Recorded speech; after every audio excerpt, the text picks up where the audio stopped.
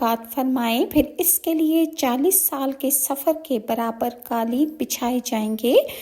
پھر وہ اپنے دائیں بائیں دیکھے گا اور پوچھے گا کہ یہ سب کس کے لیے ہے؟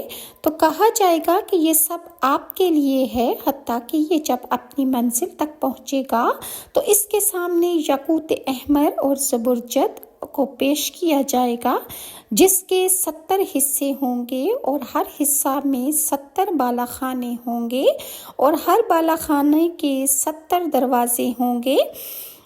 جنتی سے کہا جائے گا کہ تلاوت قرآن پاک کرتے جاؤ اور بالا خانوں میں چڑھتے جاؤ، چنانچہ وہ چڑھے گا حتیٰ کہ اپنی سلطنت کے تخت پر وہ جا کر بیٹھ جائے گا اور اس کو ٹیک لگائے گا۔ اس تخت کی لمبائی چوڑائی 1 میل ہوگی۔